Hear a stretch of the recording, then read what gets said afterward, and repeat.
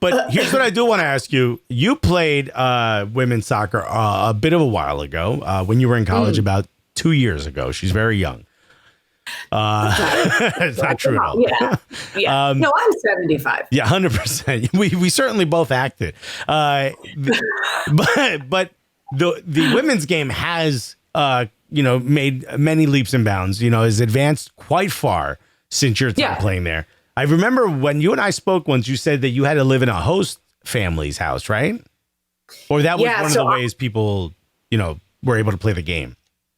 Well, I was trying to play in Italy and I got recruited to 3 different teams. And at that point, it was like I was teaching English through theater in Italy, staying with different host families to get like a vibe for the culture. But I would have had to have lived with my captain. Like people were like, I was just going to squat in different apartments and become a barista full circle.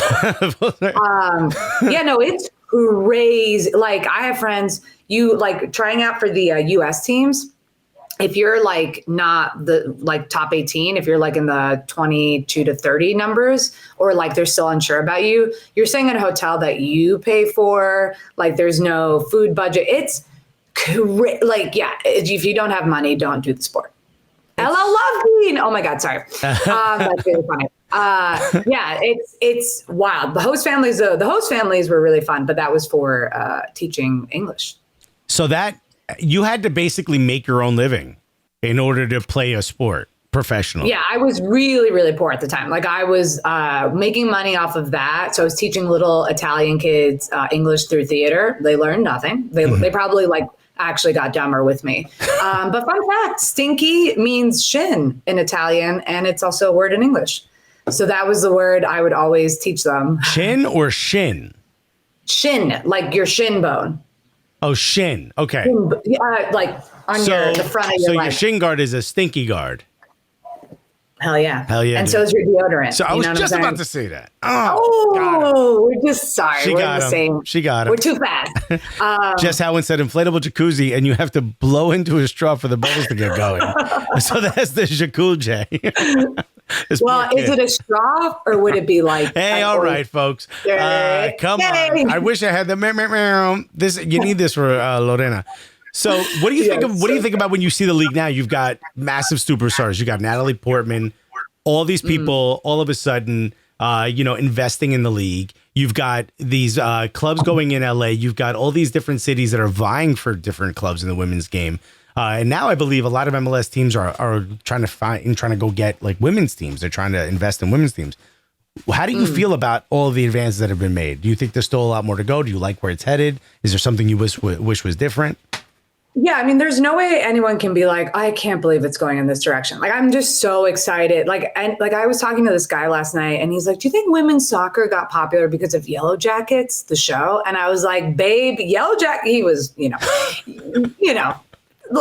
it's not like he watched that. He's like, you think that's why people are into women's soccer? I'm like, you're behind, babe. You're asleep.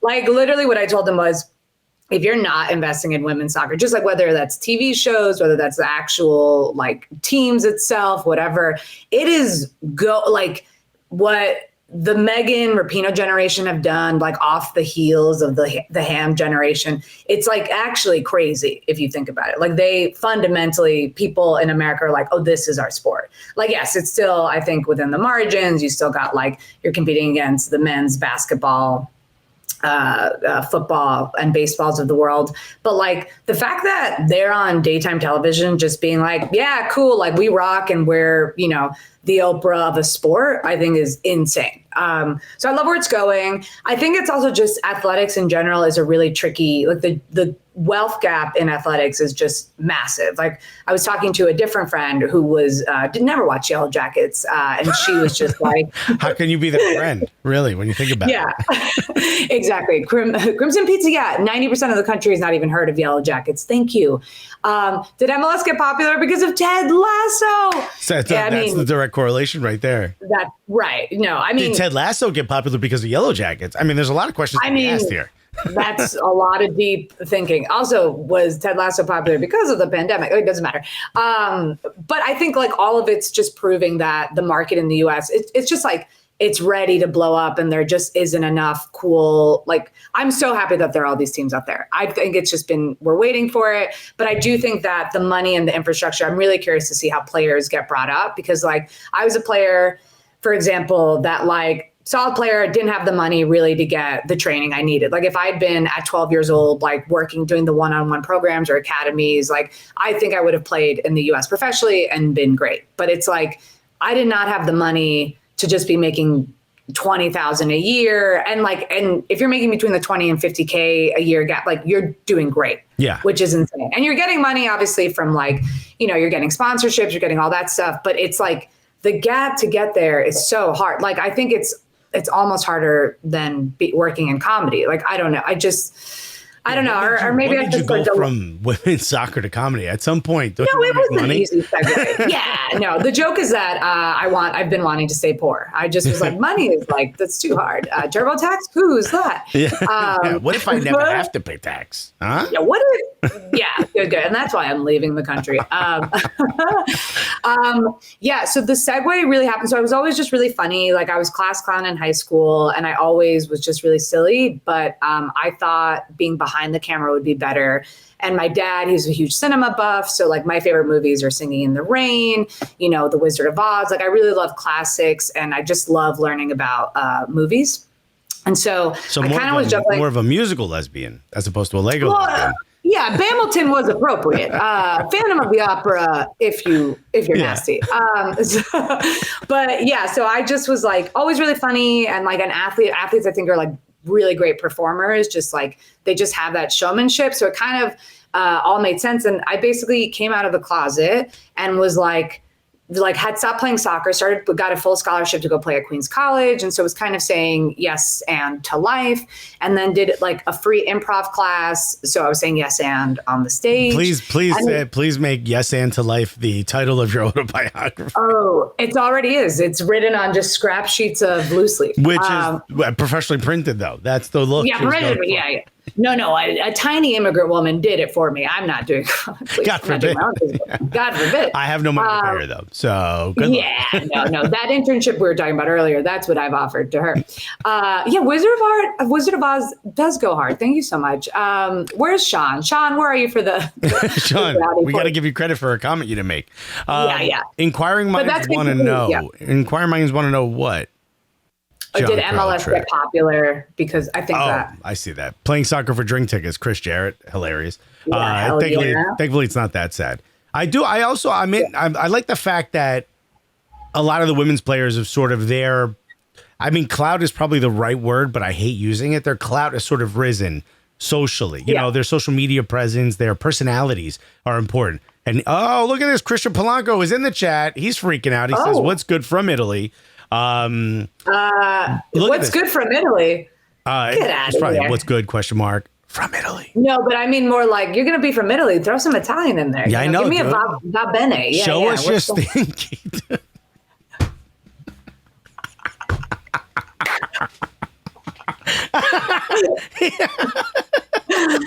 Just made myself dizzy. I appreciate it. We gotta get some steps in, Alex. Some of those exercises you've had today. Helene wrote that. Oh, okay. Well, hello, Helene, as well. Here's my question. So here's what I've noticed having a soccer show where we've interviewed men and women players. By and large, the women's players, way more personality than the men's players.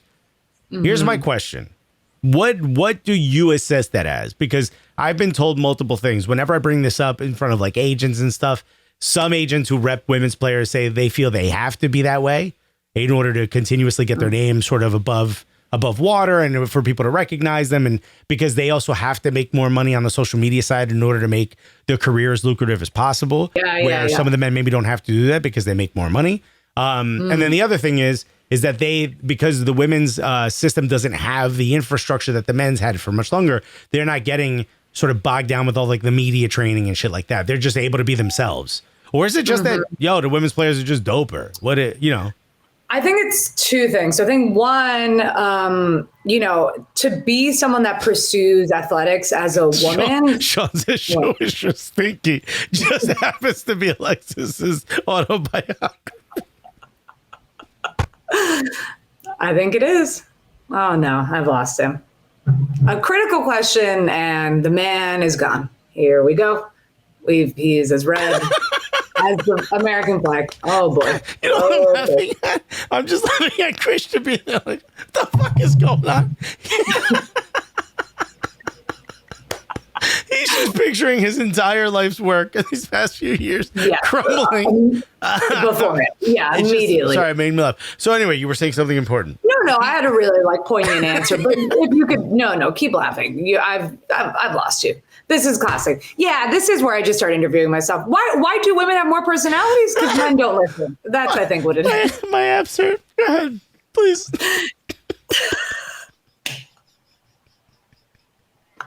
There's truly no way I could go on. Celine Dion, no, we cannot go on. Are you okay? Okay, yeah, I'm back. Okay. Oh, God. I think it's two things. I think one, it's that if you're going to pursue athletics as a woman, you got to have swagger, and you got you're sticking out for your entire identity is being a weirdo. There's no reward that comes from being a female athlete, being a butch female athlete. So it's I think that's where you cultivate that defense mechanism of having swagger and just being whether you're queer or not queer, whatever it is. I do think just women, if you're gonna pursue this, you got to be no one is encouraging this in society. And then right. I think secondly, I do think women do try harder than men. I think in a room, in a space, these guys, they're athletes. They're just I just do my job. And I think just socially women are more accommodated to be yeah, great. Let's have a good time. I find this in just all arenas. It's I'll be doing something and I'm this guy's not even trying, because he gets rewarded for mediocrity, probably not, right. Not all the time, whatever. But I do find that no, we get men do not have to try. Yeah. I have to be 300% the best. And this guy's yeah, I don't know. And they're let's hire that guy. And I'm okay, all right. Should I take out the fake nose ring? Should I put the fake nose ring is perfect, by the way. Yeah, I've lost it 15 times. Drew Turo said, Boas, you're binky. And all right. See, this is why I can't give you thoughtful answers. This is why. Yep. I've lost everybody in the club. You completely. Sean. Nope. Sean, buddy, you destroyed me. I'm gonna highlight this. We're pinning your comment, buddy. That is absolutely hilarious. If you write something funnier than that, buddy, I'll pin your comment as well. But that is just think he's it's Christian. It's a shin. I don't know. Christian's, your empire. He just wrote, "Have a great show, y'all. See you next week." He's he's the political. He's the pundit. Yeah, he's amazing work on that stinky. Yeah, He is he's a nice guy. He's very different from how I am. Yeah. He's a nice guy. Enjoy your honeymoon, dude. Forget about this show, Abe. I promise most of it will be here when you come back. It won't be in the same shape as you left it, but it will be here.